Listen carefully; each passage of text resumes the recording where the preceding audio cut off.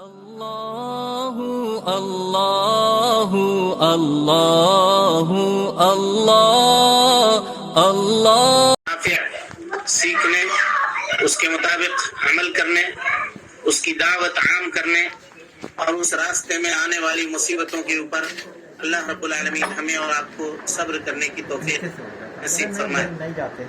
کل تک کے درس میں عذاب قبر کے تعلق سے جو دلائل کتاب و سنت کے اندر مروی ہیں، ان دلائل کا تذکرہ ہم نے آپ کے سامنے کیا تھا۔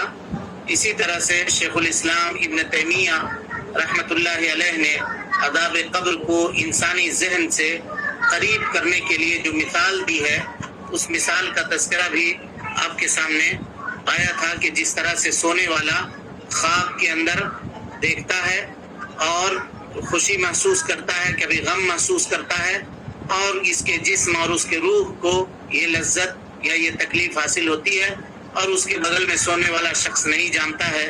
یہ مثال صرف تقریب ذہن کے لیے ہے، مسئلے کو انسان کے ذہن سے قریب ترین کرنے کے لیے ہے، ورنہ حقیقت میں کوئی آدمی یہ کہے کہ جس طرح سے سونے والے کو خواب میں معاملات پیش آتے ہیں ویسے ہی قبر والے کو بھی معاملات پیش آئیں گے، تو ایسی بات نہیں ہے، بلکہ قبر کا عذاب اس سے زیادہ سخت ہوگا اور اس سے زیادہ کامل اور مکمل ہوگا، یا اس کی نعمتیں اس سے زیادہ کامل اور مکمل ہوں گی، قبر کی جو نعمتیں ہوں گی۔ اس کے بعد مسئلہ یہ تھا کہ کیا قبر کا عذاب انسان کے جسم کے اوپر ہے یا اس کے روح کے اوپر ہے، یا جسم اور روح دونوں کے ساتھ ہے، یا صرف اکیلے جسم کے ساتھ ہے؟ یہ مسئلہ تھا۔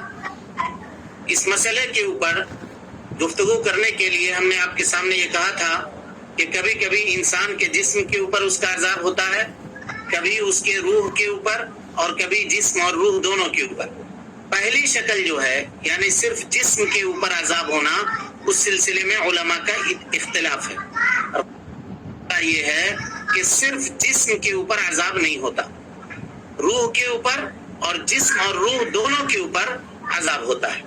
اس سلسلے میں چند دلائل ہیں، ان دلائل کو ہم دیکھتے ہیں اور اس کے بعد ہم اپنے درس کو آگے بڑھائیں گے۔ بخاری کی روایت ہے، امام بخاری رحمۃ اللہ علیہ نے حضرت انس ابن مالک رضی اللہ تعالی عنہ سے روایت نقل کی ہے، کہتے ہیں کہ تم میں کا کوئی بھی شخص جب اپنے قبر میں ڈال دیا جاتا ہے، رکھا جاتا ہے، وتولى عنه اصحابه، اور اس کے دفن کرنے والے جو لوگ دفن کرنے کے لیے قبرستان تک جاتے ہیں، اس کو دفن کر کے جب وہاں سے رخصت ہوتے ہیں، نکل جاتے ہیں، تو وہ مردہ یا میت دفن کر کے لوٹنے والوں کے جوتوں کی جو آہٹ ہوتی ہے، ان کی جو کھڑکھڑاہٹ ہوتی ہے، چلنے کی جو آواز ہوتی ہے، اس آواز کو یہ لوگ سنتے ہیں۔ اور اس کے بعد اتاہ ملکان، اس کے پاس دو فرشتے آتے ہیں اور وہ یہ کہتے ہیں ما کنت تقول لہذا الرجل، اس شخص کے بارے میں تم کیا کہتے ہو جو تمہارے طرف رسول بنا کر کے بھیجا گیا تھا؟ تو اگر قبر میں ڈالا جانے والا شخص مومن ہوتا ہے، مسلمان ہوتا ہے، تو یہ کہتا ہے اشہد ان لا الہ الا اللہ و اشہد ان محمدا عبدہ و رسولہ، یہ گواہی دیتا ہے۔ تو جب یہ گواہی دے لیتا ہے تو حدیث کے الفاظ ہیں، بخاری کی روایت کے مطابق حضرت انس ابن مالک راوی حدیث ہے، نبی صلی اللہ علیہ وسلم نے فرمایا کہ وہ دونوں فرشتے کہتے ہیں انظر الی مقعدک من النار، دیکھو تمہارا ٹھکانہ جہنم میں یہ تھا، قد ابدلک اللہ بہ مقعدا من الجنہ، اور اللہ رب العالمین نے جہنم سے تمہارے اس مقام کو ہٹا کر کے، تمہارے جگہ کو، تمہارے گھر کو ہٹا کر کے، اللہ رب العالمین نے جنت سے تمہارے مکان کو بدل دیا ہے۔ سلسلے میں روایت ہے کہ ہر شخص جو دنیا میں آیا ہے، اللہ رب العالمین نے اس کے لیے جنت میں بھی ایک گھر تیار کیا ہے اور اسی طریقے سے جہنم میں بھی ایک گھر اس کے لیے تیار کیا ہے، اور پھر بندے کو اللہ تعالیٰ نے عمل کرنے کے لیے آزاد چھوڑ دیا۔ بندہ اپنے چوائس سے، اپنے اختیار سے، با اختیار ہو کر کے عمل کرتا ہے، اسی کو اللہ رب العالمین نے فرمایا وَهَدَيْنَاهُ النَّجْدَيْنِ، ہم نے دونوں راستے تم کو بتا دیے، خیر کے بھی راستے، شر کے راستے کو بھی واضح کر دیا، بتا دیا، خیر کے راستے کو بھی واضح کر دیا، بتا دیا۔ اب اختیار اور چوائس کا حق یہ انسان کے اوپر ہے، وہ اختیار کرتا ہے یا تو خیر کا راستہ اختیار کرے جو جنت تک جا کر کے ختم ہوتی ہے، یا شر کا راستہ اختیار کرے جو جہنم کے دروازے تک اس کو پہنچا دیتی۔ تو اللہ رب العالمین نے دونوں جگہ مکان تیار کر کے رکھا ہے۔ اب یہ ہمارے اوپر ہے کہ ہم نیکی کا کام کر کے جنت کے مکان کو اپنے لیے رجسٹر کرتے ہیں، یا برائی اور بدعملی کے کاموں کو انجام دے کر کے جہنم کے گھر کو اپنے لیے خاص کرتے ہیں۔ یہ بندے کے اختیار کے اندر ہے۔ اللہ رب العالمین کی توفیق سے اللہ تعالیٰ اس شخص کے اوپر اسی عمل کو آسان کرتا ہے جس کے لیے وہ پیدا کیا گیا ہے۔ بہرحال تو فرشتے اس وقت اس کو دونوں جگہ دکھا دیتے ہیں کہ یہ گھر تمہارا جہنم میں تھا، لیکن اللہ رب العالمین نے تم پر فضل کرتے ہوئے، کرم کرتے ہوئے، احسان کرتے ہوئے تمہارے جہنم کے اس گھر کو جنت کے گھر سے بدل دیا ہے۔ جہنمیوں کے لسٹ سے تمہارے نام کو کینسل کر کے جنتیوں کے لسٹ میں تمہارا نام شامل کر دیا۔ وَأَمَّا الْمُنَافِقُ وَالْكَافِرُ، اور اگر قبر میں ڈالا جانے والا شخص منافق اور کافر ہوتا ہے تو فرشتے اس سے یہی سوال پوچھتے ہیں، اس شخص کے بارے میں تم کیا کہتے ہو جو تمہارے طرف رسول بنا کر کے بھیجا گیا تھا؟ کیا خیال ہے تمہارا؟ تو وہ یہ کہتا ہے، ہاہن لا ادری، ہائے افسوس، ہائے افسوس، میں تو نہیں جانتا۔ کنت اقول ما یقول الناس، لوگوں کو کہتے ہوئے سنتا تھا اور اس طرح کی باتیں ہم نے کہہ دی تھی، ہم کو یقین نہیں تھا یوم آخرت کے اوپر، ہم کو یقین نہیں تھا قبر کے عذاب کے اوپر، ہم کو یقین نہیں تھا جنت و جہنم کے اوپر۔ تو وہ فرشتے کہیں گے، ما دریت ولا تلیت، نہ تو تم نے کوئی علم حاصل کیا، نہ تم نے پڑھنے کی کوشش کی، نہ تم نے سیکھنے کی کوشش کی۔ پھر نبی صلی اللہ علیہ وسلم نے فرمایا، فَيُضْرَبُ بِمَطَارِقْ مِنْ حَدِيدٍ، وہ دونوں فرشتے لوہے کے بڑے بڑے ہتھوڑے سے اس کو مارتے ہیں۔ لوہے کے بڑے بڑے ہتھوڑے سے۔ اللہ تعالی ہم کو، آپ کو، ہمارے گھر والوں کو، ہمارے رشتہ داروں کو اس عذاب سے محفوظ رکھے، عذاب قبر سے محفوظ رکھے۔ لوگوں کو، وہ ایسے لوگوں کو، منافقوں کو یا کافروں کو قبر میں یہ عذاب دیا جاتا ہے کہ فرشتے سوال پوچھنے کے بعد لوہے کے بڑے بڑے ہتھوڑے سے اس کو مارتے ہیں۔ فَيَصِيحُ صَيْحَةً، تو وہ مار کھا کر کے چیختا ہے، چلاتا ہے، ایسی آواز اور ایسی چنگھاڑ اس کی ہوتی ہے کہ یسمع من یلیہ، اس کے آس پاس رہنے والے سارے لوگ یا ساری مخلوقات سنتی ہے، غیر الثقلین، سوائے دو بھاری مخلوقات جو اللہ رب العالمین کی ہے، ایک انسان اور ایک جنات، ان دونوں کو چھوڑ کر کے جو اور دیگر مخلوقات ہیں وہ سب کے سب ان کی آواز کو سنتے ہیں، ان کی آواز کو جانتے ہیں، اور ان کے رونے کو، ان کے گڑ گڑانے کو سنتے ہیں وہ لوگ۔ تو یہ حدیث دلالت کرتی ہے اس بات کے اوپر کہ بندے کے جسم اور اس کے روح دونوں کو عذاب دیا جاتا ہے قبر میں۔ سمجھ میں آئی بات؟ اللہ کے نبی صلی اللہ علیہ وسلم کا یہ قول، فَيُضْرَبُ بِمَطَارِقْ مِنْ حَدِيدٍ، اس کو مارا جاتا ہے لوہے کے بڑے ہتھوڑیوں سے، تو یہ ہتھوڑی کا مارا جانا اس کے جسم کے اوپر ہوتا ہے اور اس کے روح کے ساتھ ہوتا ہے، تاکہ وہ اس کی تکلیف کو محسوس کرے، اور اسی تکلیف کی وجہ سے وہ چلاتا ہے، روتا ہے، گڑ گڑاتا ہے، جس کی آواز انسان اور جنات کو چھوڑ کر کے سارے کی ساری مخلوقات جو وہاں پر موجود ہوتی ہیں آس پاس قبرستان کے یا اس کے قبر کے، وہ لوگ اس کو سنتے ہیں، اس کو جانتے ہیں۔ ہو گیا کلیئر یہ معاملہ کہ انسان کے جسم اور اس کے روح دونوں کے ساتھ اس کو عذاب ہوتا ہے۔ اسی طریقے سے حضرت برا ابن عازب رضی اللہ تعالیٰ عنہ کی روایت ہے، اس میں یہ صراحت ہے۔ صراحت کیا ہے؟ کہتے ہیں فَتُعَادُ رُوحُهُ فِي الْجَسَدِ، اللہ رب العالمین اس کے روح کو اس کے جسم میں لوٹاتا ہے، اس کے روح کو اس کے جسم میں لوٹاتا ہے۔ لیکن یہاں پہ تنبیہ جان لینا ضروری ہے، روح کا جسم کے اندر لوٹنا یہ دنیاوی کیفیت نہیں ہے، یہ وہ کیفیت ہے جو دنیا کی معاملات سے الگ ہے۔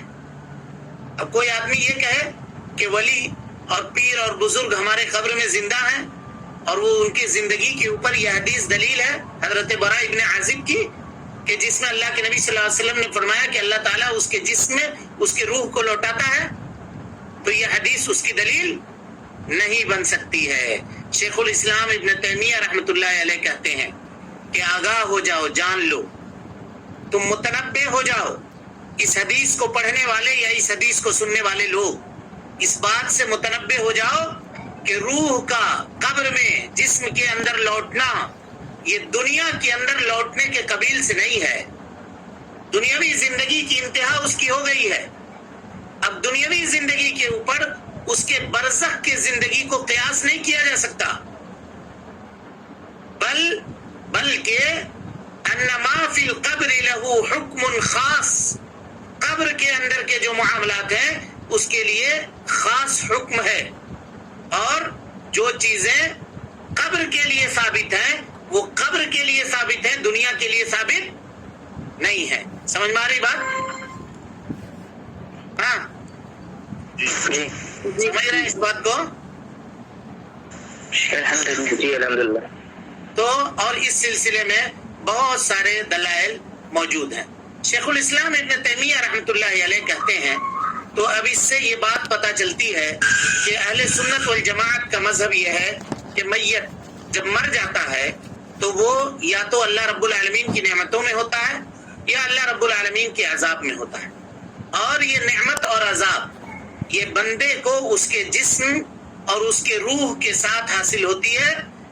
اب کبھی کبھی ایسا ہوتا ہے کہ روح جسم سے الگ ہونے کے بعد اکیلے الون تنہائی میں بھی اس کو عذاب دی جاتی، ایسا بھی ہوتا ہے، اس طرح کی روایتیں بھی موجود ہیں۔ اب رہی بات شیخ الاسلام ابن تیمیہ رحمۃ اللہ علیہ کی گفتگو چل رہی ہے، انہی کی بات کوٹ کر رہا ہوں۔ رہا سوال یہ کہ کیا صرف جسم کو عذاب ہوتا ہے روح کو چھوڑ کر کے؟ تو کہتے ہیں سلف رحمہ اللہ کا اس سلسلے میں اختلاف ہے۔ بعض لوگ کہتے ہیں کہ ہاں صرف جسم کے اوپر بھی عذاب ہوتا ہے، اور اکثر سلف رحمۃ اللہ علیہ نے اس کی نفی فرمائی ہے کہ نہیں، صرف جسم کے اوپر عذاب نہیں ہوتا، بلکہ یا تو روح کے اوپر عذاب ہوتا ہے یا جسم اور روح دونوں کے ساتھ عذاب ہوتا ہے۔ تو کہتے ہیں پھر جسم کے عذاب کی نفی کیوں کرتے ہیں؟ کہ اس لیے نفی کرتے ہیں کہ اس سلسلے میں قرآن و سنت میں اور آثار سلف میں کوئی دلیل موجود نہیں ہے، کوئی دلیل موجود نہیں ہے کہ صرف بندے کے جسم کے اوپر عذاب ہوتا۔ ہو گیا کلیئر یہ معاملہ؟ اب تک ہم لوگوں نے جو پڑھا وہ عذاب قبر کی اس بات کو پڑھا کہ قبر کا عذاب ثابت ہے، اور اسی طریقے سے قبر کے اندر نعمتوں کا حصول بندے مومن کے لیے اس کا بھی ثبوت ہے، اور یہ چیزیں جسم اور روح دونوں کے ساتھ ہوتی ہیں، اور کبھی کبھی جسم کے ساتھ، کبھی کبھی روح کے ساتھ ہوتی ہے۔ صرف جسم کے ساتھ علیحدہ الون اکیلے جسم کے ساتھ یہ معاملہ پیش نہیں آتا۔ یہ اہل سنت والجماعت کا مسلک ہے اور ان کا مذہب ہے۔ میرے بھائیو، عذاب قبر کی تکمیل یا عذاب قبر کے اوپر ایمان کی تکمیل اس وقت تک مکمل نہیں ہوگی جب تک ہم ان دو فرشتوں کے اوپر بھی ایمان لائیں، جو دو فرشتے نازل ہوتے ہیں میت کے پاس اور اس سے سوالات پوچھتے ہیں، ہے نا، اور ان کے کچھ صفات اللہ کے نبی جناب محمد رسول اللہ صلی اللہ علیہ وسلم نے احادیث صحیحہ کے اندر بیان فرمائے۔ چنانچہ حضرت ابو ہریرہ رضی اللہ تعالی عنہ کی روایت ہے، وہ نبی صلی اللہ علیہ وسلم سے روایت کرتے ہیں، کہتے ہیں کہ اللہ کے نبی صلی اللہ علیہ وسلم نے مردے کے حالات کو بیان فرمایا کہ جب اس کو دفن کر دیا جاتا ہے، پھر اس کے بعد آپ صلی اللہ علیہ وسلم نے فرمایا ثم اتاہ ملکان، پھر اس کے پاس دو فرشتے آتے ہیں، ملکان دو فرشتے اس کے پاس آتے ہیں، اسودان، اور یہ دونوں کے دونوں فرشتے کالے ہوتے ہیں، نہایت کالے، اسودان، ازرقان، اور اس قدر سخت کالے ہوتے ہیں کہ کالا پن کی وجہ سے وہ بلو دکھتے ہیں، یعنی اتنا ویلویٹ جس کو ہم لوگ کہتے ہیں کہ اس طرح کا کالا پن کہ جس کے بعد کالا رنگ جو ہے وہ بلو کے اندر تبدیل ہونے لگتا ہے، ازرقان۔ ثم قال، پھر آپ صلی اللہ علیہ وسلم نے فرمایا قال العلماء، پھر اس کے بعد کہتے ہیں کہ وہ فرشتہ اسود بھی ہے اور ازرق بھی ہے. تو اس کی تفسیر علماء کرتے ہیں کہ اسود اور ازرق کیوں ہے، یعنی کالا بھی ہے اور بلو بھی ہے. تو کیوں ہے؟ تو وہی بات جو ہم نے آپ کے سامنے بتائی کہ اتنا سخت کالے ہوتے ہیں وہ، سیاہی اور اتنی اپنی سختی کو پہنچی ہوئی ہوتی ہے، اپنی انتہا کو پہنچی ہوئی ہوتی ہے کہ دیکھنے والے کو محسوس ہوتے ہیں کہ وہ بلو کلر کے ہیں. بہرحال ان میں سے ایک کا نام منکر ہے، یقال لأحدہما منکر والآخر نکیر، اور دوسرے کو نکیر کہتے ہیں. یعنی ہم کو، ہمارے لیے یا کسی بھی شخص کے لیے عذاب قبر کے اوپر ایمان اس وقت تک مکمل نہیں ہو سکتا جب تک ان دونوں سوال کرنے والے فرشتوں کے اوپر بھی وہ ایمان نہ لے آئے. دو سوال کرنے والے فرشتوں کے اوپر بھی اور ان کے صفات کے اوپر، جو صفات صحیح احادیث کے اندر بیان ہوئے ہیں اس کے اوپر وہ ایمان نہ لے آئے. تو ایک کا نام منکر ہے، دوسرے کا نام نکیر ہے. فیقولان، وہ دونوں کے دونوں کہتے ہیں اس میت سے، ما کنت تقول فی ھذا الرجل، اس شخص کے بارے میں تم کیا کہتے ہو جو تمہارے جانب رسول بنا کر کے بھیجا گیا تھا. فیقول، تو وہ یہ کہتا ہے یعنی میت مردہ، اشہد ان لا الہ الا اللہ واشہد ان محمدا عبدہ ورسولہ. فیقولان، تو یہ دونوں کے دونوں فرشتے جواب دیتے ہیں اس کو، قد کننا نعلم، ہم جانتے تھے، انک تقول ھذا، کہ تم یہی بات کہو گے. تم نیک تھے، دنیا کی زندگی میں تم اچھے تھے، نیک اعمال کرتے تھے، مومن تھے، تو ہم جانتے تھے کہ تم یہی جواب دو گے. فیقولان، پھر اس کے بعد وہ دونوں کے دونوں کہہ کر کے اس کو کہتے ہیں کہ نم سالمن، چین سے سو جاؤ، سکون اور اطمینان سے سو جاؤ. ثم یفسح له فی قبرہ، پھر اس کے قبر کو پھیلا دیا جاتا ہے. اللہ رب العالمین ہم کو اور آپ کو ان لوگوں میں سے بنائے جن کے قبر کو اللہ رب العالمین قبر میں دفن کرنے کے بعد، ڈالنے کے بعد پھیلا دے گا. اللہم اجعلنا منہم. کہا ثم یفسح له فی قبرہ، پھر اس کے قبر کو پھیلا دیا جاتا ہے 70 ذراعا فی سبعہ، 70 گز تک، 70 گز بائی 70 بائی 70، سمجھیے اس کے قبر کو پھیلا دیا جاتا ہے. اب یا تو یہ عادت مبالغہ کے لیے ہے، زیادتی کو بتانے کے لیے، یا یہ عدد حقیقت میں ہے کہ 70 گز تک، 70 فٹ تک اس کے قبر کو کشادہ کر دیا جاتا ہے، پھیلا دیا جاتا ہے. سمجھ میں آ گئی بات؟ اب اس سلسلے میں ایک سوال یہ پوچھا گیا تھا کہ اب قبر جو ہم لوگ بناتے ہیں یا جو قبر بغلی بنتی ہے، وہ قبر تو ایسا ہوتا ہے کہ میت کو اس میں لے جا کر کے فٹ کر دیا جاتا ہے نا جی. مجھے یاد آ رہا ہے کہ اس طرح کے سوال پوچھے گئے تھے، پوچھا تھا کسی نے ہمارے درس میں گزشتہ. تو بھائی اس کا جواب اس حدیث کے اندر ہے. جواب کیا ہے کہ اگر ہم کسی کے لیے بہت کوشادہ قبر بنا دیں لیکن اگر اس کا عمل درست نہیں ہے تو اللہ تعالیٰ اس کے قبر کو تنگ کر دے گا، ہے نا. اور اگر کسی کو بہت تنگ قبر کے اندر بھی داخل کیا جائے اور اگر وہ عمل کے اندر بہتر ہے، اچھا ہے، جنتیوں کا عمل کرتا تھا، نیک آدمی تھا، مومن آدمی تھا، تو اللہ رب العالمین اس کے قبر کو پھیلا دے گا.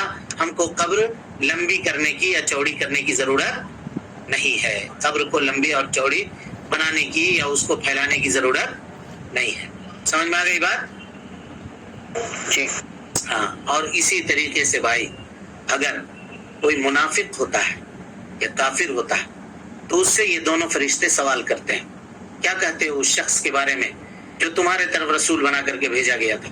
تو یہ کہتا ہے کہ مجھے نہیں معلوم، مجھے اس کے بارے میں کوئی خبر نہیں ہے، مجھے پتہ نہیں ہے اس کا.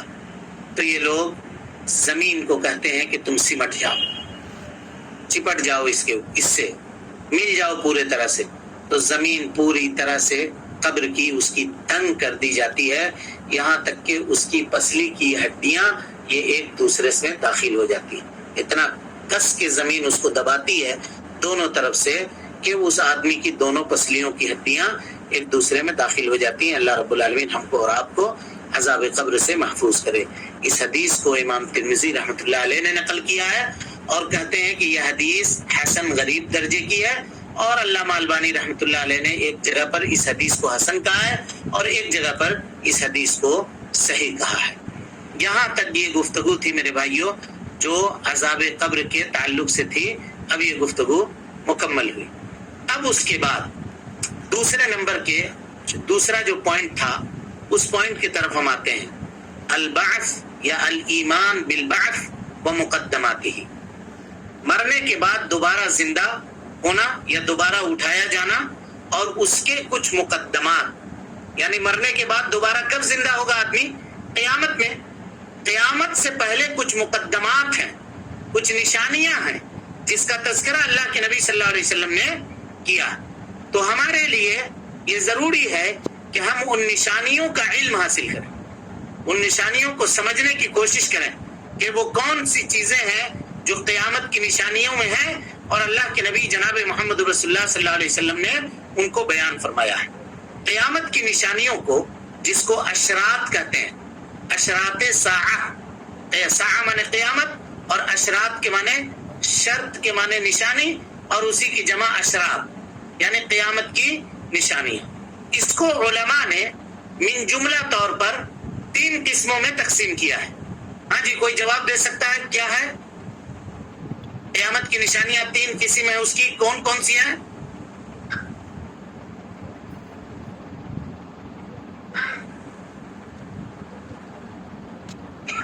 ہاں، علامت بعیدہ، ہاں،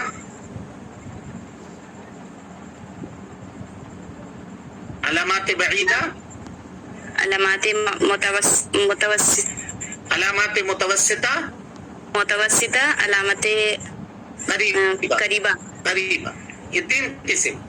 علامات بعیدہ کہتے ہیں اس علامات کو جو قیامت کے وقوع سے دور ہے، یعنی جو ہو چکا، گزر چکا، ختم ہو چکی، وہ نشانی آ کے جا چکی۔ علامات متوسطہ کہتے ہیں وہ نشانی جو ابھی چل رہی ہے، قیامت کی نشانی ابھی چل رہی ہے۔ اور علامات قریبہ کہتے ہیں اس نشانی کو جو قیامت کے بالکل قریب میں واقع ہونے والی ہے، قیامت کے بالکل قریب میں واقع ہونے والی ہے۔ سمجھ میں آئے گا یہ بات؟ یہ 3 طرح کی نشانیاں ہیں۔ علامات بعیدہ کے تعلق سے گفتگو کرتے ہیں۔ علامات بعیدہ میں وہ نشانیاں ہیں جو ہو کر کے گزر چکی۔ اس میں سب سے پہلے نمبر کی جو نشانی ہے وہ جناب محمد رسول اللہ صلی اللہ علیہ وسلم کی بعثت ہے۔ آپ صلی اللہ علیہ وسلم کہ اللہ کے نبی جناب محمد رسول اللہ صلی اللہ علیہ وسلم کی بعثت یہ علامات قیامت کی علامات قیامت میں سے ایک ہے، قیامت کی نشانیوں میں سے ایک نشانی ہے۔ یقول النبی صلی اللہ علیہ وسلم، اللہ کے نبی صلی اللہ علیہ وسلم نے فرمایا، بعثت، حدیث ہے آپ صلی اللہ علیہ وسلم کی، دیکھیے، بعثت انا والساعہ کہاتین، نبی صلی اللہ علیہ وسلم نے فرمایا کہ میں اور قیامت ان 2 انگلیوں کی طرح سے ہے۔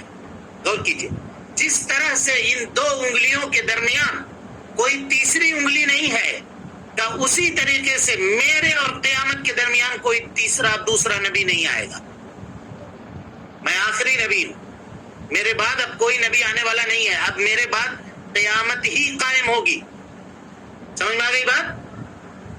نبی صلی اللہ علیہ وسلم نے وضاحت فرمائی کہ میں اور قیامت بالکل 2 انگلیوں کی طرح سے ہیں، جس طرح سے ان دونوں انگلیوں میں کوئی فاصلہ نہیں ہے، اسی طریقے سے میری بعثت اور قیامت کے درمیان کوئی فاصلہ نہیں، بالکل قریب ہے۔ اسی طریقے سے قیامت کی نشانیوں میں سے وہ نشانی جو ہو کر کے گزر گئی، جس کو علامات بعیدہ کہتے ہیں، چاند کے 2 ٹکڑوں کے اندر تقسیم ہو جانا۔ نبی صلی اللہ علیہ وسلم کے زمانے میں آپ صلی اللہ علیہ وسلم نے معجزے کے طور پر چاند کو 2 ٹکڑوں میں تقسیم کیا تھا۔ معراج کے بعد چاند کو 2 ٹکڑوں میں تقسیم کیا تھا۔ قرآن مجید کی آیت ہے اقتربت الساعۃ وانشق القمر، سورہ قمر کی 1 نمبر کی آیت، قیامت قریب ہو گئی، چاند 2 ٹکڑوں میں تقسیم ہو گیا۔ اسی طریقے سے علامات بعیدہ میں سے، یعنی قیامت کی نشانیوں میں سے ایک نشانی یہ ہے کہ آگ کا نکلنا حجاز کی سرزمین سے، مکہ اور مدینہ کی جو سرزمین ہے حجاز کا علاقہ کہلاتا ہے، کہ وہاں سے ایک آگ کا نکلنا، ایسی سخت آگ ہوگی، تضیء لها اعناق الابل بالبصرہ، بصرہ میں رہنے والے اونٹنیوں کی گردن اس آگ کے ذریعے سے روشن ہو جائے گی۔ یعنی اونٹنی جب گردن وہاں بصرہ میں اٹھائے گی تو آگ کی لپٹ اتنی تیز ہوگی اور اس کی روشنی اتنی تیز ہوگی کہ ان کی گردن چمکے گی اس روشنی کے وجہ سے. تو یہ چیز بھی ہو چکا. اسی طریقے سے صحیحین کی روایت ہے، اللہ کے نبی صلی اللہ علیہ وسلم نے فرمایا لا تقوم الساعہ، قیامت اس وقت تک قائم نہیں ہوگی حتی تکون نار من ارض الحجاز، یہاں تک کہ حجاز کی سرزمین سے ایک آگ نکلے جس کے ذریعے سے وہ آگ اتنی سخت ہوگی کہ اس کے ذریعے سے اس کی روشنی سے بسرا کے اونٹوں کی گردن روشن ہو جائے. اور یہ آگ نکل چکی اور یہ آگ ہو چکی، اس کا وقوع ہو چکا، یہ نشانی آ کر کے چلی گئی. اور بالکل اسی طرح سے جس طرح سے اللہ کے نبی جناب محمد رسول اللہ صلی اللہ علیہ وسلم نے اس کی خبر دی تھی. یہ وہ نشانیاں ہیں جس کو علماء کہتے ہیں یہ علامات بعیدہ ہے. یہ علامات کیا ہے؟ بعیدہ ہے. یعنی قیامت کی وہ نشانیاں، اگر آپ سے کوئی پوچھے علامات بعیدہ سے کیا مراد ہے تو کہیے کہ علامات بعیدہ سے وہ علامات مراد ہیں جو ہو چکے، جن کا وقوع ہو چکا، جو آ کر کے جا چکے، ختم ہو گئے. سمجھ میں آ گئی بات؟ علامات بعیدہ کی تعریف سمجھ گئے آپ لوگ؟ جی. اب اس کے بعد آئیے دوسرے نمبر پہ ہے علامات متوسطہ. یہ وہ علامات ہیں جو ابھی جاری ہیں، ابھی چل رہی ہیں یہ علامات، اور ابھی یہ چلتے رہیں گی اور بلکہ ان کے اندر دن بدن اور اضافہ ہوتا رہے گا. یہ وہ علامات ہیں جن کا تذکرہ اللہ کے نبی جناب محمد رسول اللہ صلی اللہ علیہ وسلم نے حدیث جبریل کے اندر فرمایا قال ان تلد الامۃ ربتها، لونڈیاں اپنے آقاؤں کو جنیں گی. اس کا کیا مطلب ہے، کیا مفہوم ہے، وہ انشاءاللہ اس کے بعد جب ہم ایمان کے ارکان کو پڑھ چکیں گے تو اس کے بعد مصنف رحمۃ اللہ علیہ نے حدیث جبریل کا تذکرہ کیا.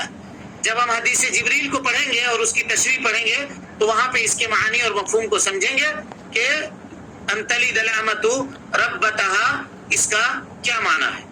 اسی طریقے سے اللہ کے نبی صلی اللہ علیہ وسلم نے حدیث جبریل کے اندر ہی قیامت کی نشانیوں میں سے ایک نشانی یہ بیان فرمائی تھی کہ تم دیکھو گے ننگے بدن اور ننگے پیر رہنے والے بکریوں کے چرواہے بلند و بالا عمارات کے اندر، اونچے اونچے محلات کے اندر آرام کر رہے ہوں گے.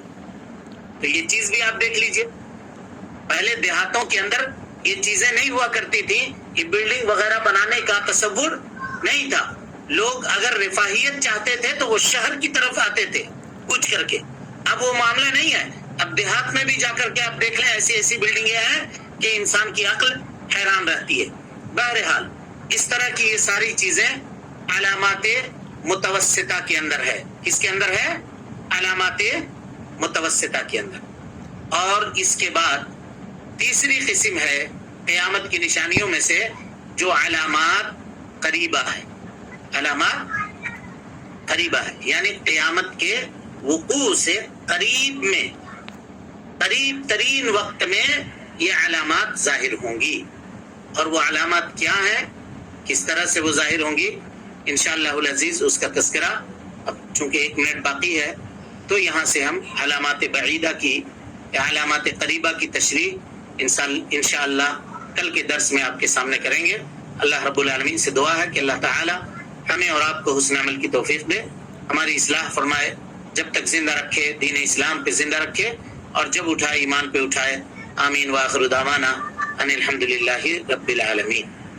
والسلام علیکم ورحمۃ اللہ وبرکاتہ. اللہ اللہ اللہ اللہ اللہ اللہ اللہ اللہ